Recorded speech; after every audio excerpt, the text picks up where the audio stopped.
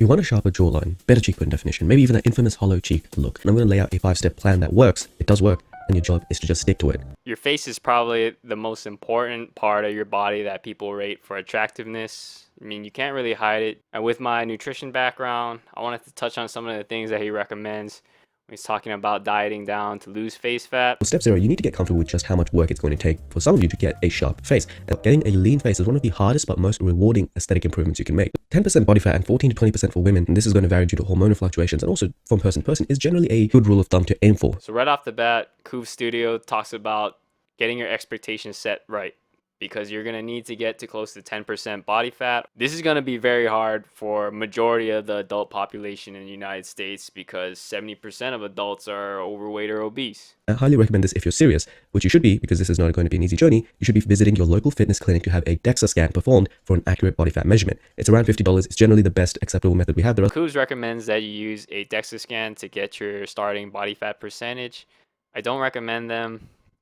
Unless you're really serious about becoming a model, you don't need to get your body fat percentage that exact. DEXA scan is not as accurate as he makes it seem. There is a lot of variance in there. So the DEXA scan will give you information on your fat content, bone mineral density, and fat-free mass. So fat-free mass is muscle, organs, all that other stuff. Problem is DEXA scan cannot separate out the hydration in the fat-free mass. So if you're very well hydrated, you drank a shit ton of water that day, you can throw your body fat percentage off by a couple percentage points. And if you're at 10% body fat or trying to get to that type of leanness, a couple percentage points matters a lot. I would rather people just look at some photos online showing you roughly what percentage body fat somebody's body looks like when they get to that certain percentage point, and just use that as a guide. You're going to need to track calories and eat 200 to 400 calories under what your body needs for the day. This is called the total daily energy expenditure. As use the Benedict Harris formula, which generally is more accurate, to get a starting TDEE and eat 200 calories below it. Qoves recommends that you use the Harris-Benedict equation to calculate your daily calorie needs, so you can take out about 300 calories every day to start losing weight. Unfortunately, the Harris-Benedict equation is a ballpark estimate. Often it is overestimating by about 10%. So if you find that even though you already subtracted 300 calories or so, and for some reason you're still not losing weight, it's probably because the Harris-Benedict equation overestimated your calories. So just know, even if you started with a 300 calorie deficit and you're not losing weight, it's probably because the equation overestimated your calories. You actually have to cut even more calories, so maybe 400 or 500 calories before you actually start to see some weight loss. Not go below a 300 deficit within your first month. This is from experience. Otherwise, you'll slow down your metabolism too much, too fast, and then you'll be left with no deficits before your body just shuts down. So then he goes on to talk about not going over a 300 calorie deficit during your first month of trying to lose weight. So this is good because you don't want to start off at a huge 800 calorie deficit. If you cut out 800 calories, you're definitely going to notice it and you're definitely going to feel more hungry. It's going to be hard for you to follow the diet. It'll be hard for you to develop good habits. Now, then he goes on to talk about your body's going to adapt to it and make it so you don't lose weight as much anymore. Metabolic adaptation is basically what he's talking about. And it does happen when you lose a lot of weight, and it happens over a longer period of time than just a month. If you do everything in a month, you won't be seeing metabolic adaptation that quickly. Your body is shrinking, you're losing weight, so your body doesn't need as much calories anymore. If you need to lift 10 extra pounds every day, you're going to be burning more calories. If you drop the 10 extra pounds, you don't need as much energy or calories anymore to lift and haul around 10 extra pounds. So unless you're losing a whole ton of weight over a long period of time, this metabolic adaptation, it should not affect you very much at all. The average person overestimates how much they eat in a day by up to 1,000 calories. There were multiple research papers on this. So use MyFitnessPal to log your eating for the day and enter those values at night or in the next morning into your spreadsheet. People overestimate their calories by a ton. And even dietitians, so people like me that go to school for 6 years for nutrition, we still overestimate calories. A small study on 10 dietitians showed that they still overestimate calories by about 200 calories every day. If you're planning to take your calorie tracking seriously, I highly recommend that you buy a food scale and weigh out your food, or at least try to measure all your food with some type of volume measurement. Use cups, teaspoons, whatever, because people do not know how much a cup of something is just by looking at it. People also don't know how much 4 ounces of meat is by just looking at it.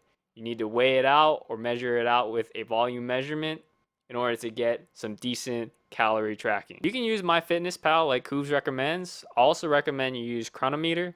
I think Chronometer is a better system, and it also gives you more information on all your vitamins and minerals if you're trying to look at that as well. I love protein water. It's amazing. It's an amazing product. It's just hydrolyzed collagen. So an easy way to keep your protein levels up and keep the focus on fat breakdown instead of muscle. Protein is the most satiating macronutrient, so you want to eat more lean protein, whether it's through a hydrolyzed collagen supplement, or maybe you just eat some more egg whites, chicken breast, or just drink a regular protein shake.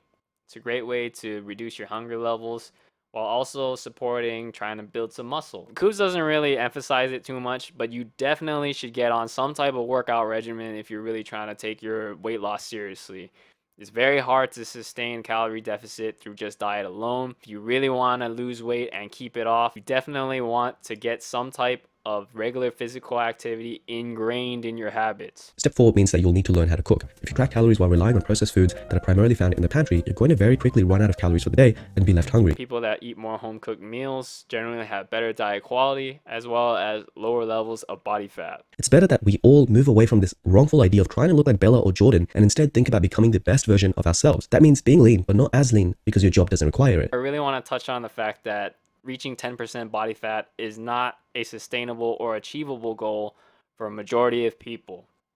Understand that just losing enough fat around the face, just slimming down a little bit, is enough to get rid of weight stigma so that people don't think of you as undisciplined and lazy. Unfortunately, that's the way the world works. People judge you based off of your appearance.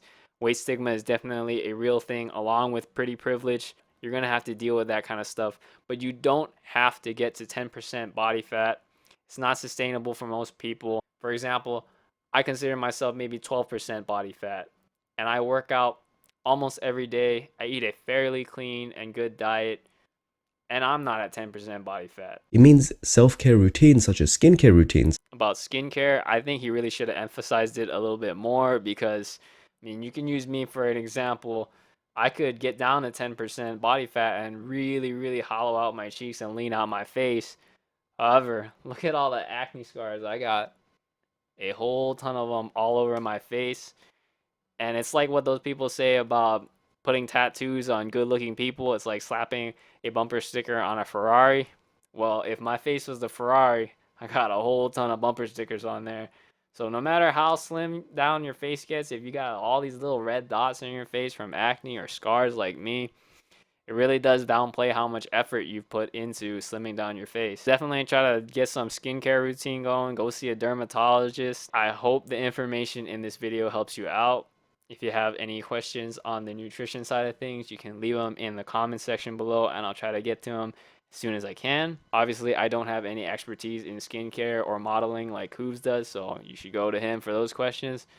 But yeah, I guess I'll see you guys in the next video. Peace.